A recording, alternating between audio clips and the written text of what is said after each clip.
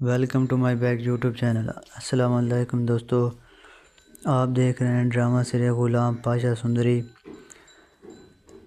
رات کا سناٹا تھا۔ پرانی حویلی کے صحن میں چلتا ہوا چراغ ہلکی ہلکی روشنی دے رہا تھا۔ ہوا میں نمی اور خاموشی دونوں بھاری تھی۔ غلام پاشا آہستہ آہستہ صحن میں چل رہا تھا۔ اس کی آنکھوں میں غرور نہیں بلکہ برسوں کا دبا ہوا درد تھا۔ ہاتھ میں پکڑا ہوا اوزار زمین پر ٹک ٹک کی آواز پیدا کر رہا تھا۔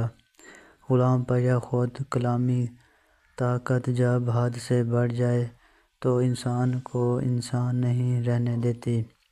اس لمحے حویلی کے بڑے دروازے پر گھوڑے کی ٹپوں کی آواز آتی ہے۔ ایک نوجوان لڑکی سندری سادہ کپڑے میں مگر آنکھوں میں عجیب سی روشنی لے اندر داخل ہوتی ہے۔ وہ غلام پاشا کو دیکھ کر رک جاتی ہے۔ سندری، آپ ہی غلام پاشا ہیں؟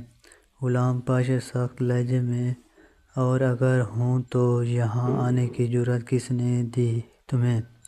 سندری ایک لمحہ خاموش رہتی ہے، پھر مضبوط آواز میں بولتی ہے، جس نے سچ بولنے کی ہمت دی ہے۔ یہ سن کر غلام پاشا چونک جاتے ہیں۔ برسوں بعد کوئی کسی کے سامنے آنکھوں میں آنکھیں ڈال کر کھڑا ہوتا ہے۔ وہ مڑ کر چلنے لگتا ہے مگر سندری کی آواز سے روک لیتی ہے۔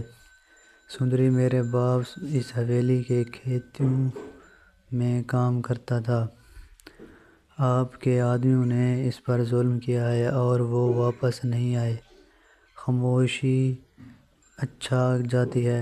چراغ کی لو تیز ہو جاتی ہے۔ غلام پاشا چہرے پر لمحے بھر کے لیے پچھتاوا بھرتا ہے مگر وہ فوراً خود کو سنبھال لیتا ہے۔ غلام پاشا، یہ دنیا کمزوروں کے لیے نہیں، لڑکی یہاں زندہ رہنا تو سر جھکا سیکھو۔ سندری، سر جھکانے سے زندہ رہنا نہیں، صرف سانس چلتی ہے۔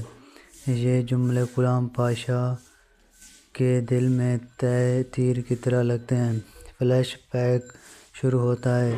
ایک کمزور بچہ زنجیر میں جکڑا، جسے لوگ غلام کہہ کر پکارتے ہیں، وہی بچہ آج کل پاشا ہے۔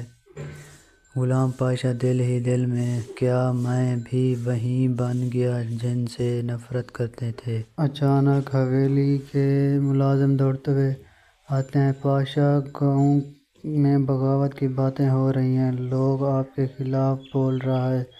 غلام سندری کی طرف دیکھتا ہے۔ تم صرف سوال لے کر نہیں آئی، آگ بھی ساتھ لے آئی ہو۔ وہ کہتی ہے کہ آگ پہلے سے لگی ہوئی تھی، میں نے تو بس آگ کو دھویا ہے۔ غلام پاشا گہری سانس لیتا ہے۔ جاؤ، مگر یاد رکھنا یہ کھیل آسان نہیں۔